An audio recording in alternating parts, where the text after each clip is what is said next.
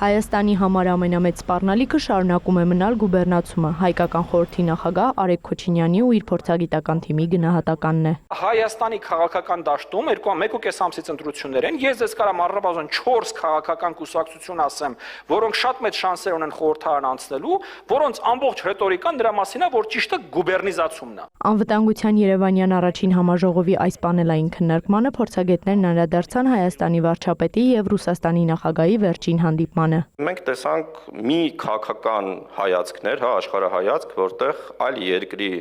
նախագահը նշում էր, որ իր երկրի քաղաքացիները ինչ որ արտոնություններ պետք է ունենան,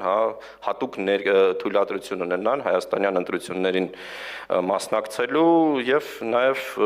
օգտագործում էր բավական հետաքրքիր քաղաքական լեզու, որը ընդհանրում է հիերարխիկ հարաբերություններ, որ կա ինչ որ մի պետություն, որ ունի արտոնություններ եւ կան ավելի փոքր ավելի ցածր կարգավիճակ ունեցող սուբյեկտներ, որոնք պետք է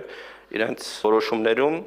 նկատի ունենան այդ պետության շահերը, տեսակետները եւ այլն եւ այլն։ Արեգ Քոչինյանը ինքնիշխանությունը ձևակերպող 3 շերտ է առանձնացնում։ Պետական կառուցվածք, պետական ինստիտուտների գործունեություն, ընդ որում լավ գործունեություն, երկրորդ, ուրեմն պետական ազգային շահեր ձևակերպելու եւ այդ շահերը սպասարկելու կարողություն, եւ երրորդ պետական հետաքրքրությունները ուրեմն ձևակերպելու եւ այդ պետական հետաքրքրությունները սպասարկելու իմպլեմենտացնելու կարողություն։ Այս 3-ն է սա մեր դեպքում։ Անցնող 30 տարիներին 3 շերտերի հետ ունեցել ենք մեծագույն խնդիր, շարունակում է փորձագետը։ Մենք ունենք Թշնամի արևմուտքում, ունենք Թշնամի արևելքում, մինչև այս պահը ունենք շատ մեծ խնդիրներ այդ երկու պետություններից եւ ունենք մտավախություններ, սպառնալիքներ այդ երկու պետություններից եւ ունենք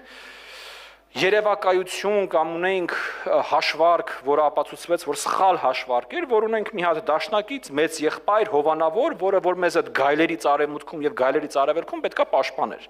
Եվ այդ մեծ եղբայրը մեզ խոստանում էր, որ դրա դիմաց եւ որ պաշտպանության դիմաց ինքը ուզում էր մոտապես ամեն ինչ, այսինքն սա հարցը իրանք պետքա որոշեին, երկաթգիծը իրանք պետքա որոշեին, հաղորդակցությունը իրանք պետքա որոշեին, մեր արտաքին քաղաքականությունը իրանք պետքա որոշեին, Հայաստանում կառավարման համակարգը իրանք պետքա որոշեին, ով պետքա լինի այս երկրի ղեկավարը իրանք պետքա որոշեին, բայց դրա դիմաց մեզ խոստացվում էր պաշտպանություն։ Ամենավատն է, որ անգամ դա չաշխատեց, երբ որ ամենամութ ժամն էր մեր երկրի պատմության վերջին 5 տարիների ընթացքում դա պարբերաբար տեղի ունեցավ, այդ պաշտպանությունն է մենք չտեսանք։ Ինչը մեզ բերեց այն կոտրված տաշտակին, որ մենք զիջել ենք ամեն ինչ ըստ էության ոչնչի դիմաց։ Վերջին տասնամյակների ընթացքում, նշում է Արեգ Քոչինյանը, Հայաստանում քաղաքական էլիտան երկիրը պատրաստում էր ոչ խաղաղության, ոչ պատերազմի։ Այդ կարգավիճակում մեզ պահելը ոչ պատրաստվել պատերազմին եւ ոչ էլ պատրաստվել խաղաղությանը մեզ գուբերնիզացնելու երևի թե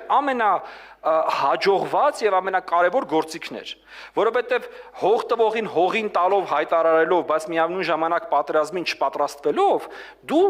ինքդ քեզ համար փորում էիր գերեզման գուբերնիայում հայտնվելու։ Եվ այստեղ կար ինչպես ամբողջատիրացման process, այնպես էլ ինքն է ամբողջատիրացման process։ Արեգ Քոչինյանը նաև շեշտում է, սահմանները գծում են հարևանների հետ պայմանավորվածությամբ, հավելում, եթե ուզում ենք ինքնիշխան եւ հարատև պետականություն, պետք է հարևանների հետ համաձայնության գալ ու համակեցության կանոններ սահմանել։ Էմմա Վարդանյան, լուրեր։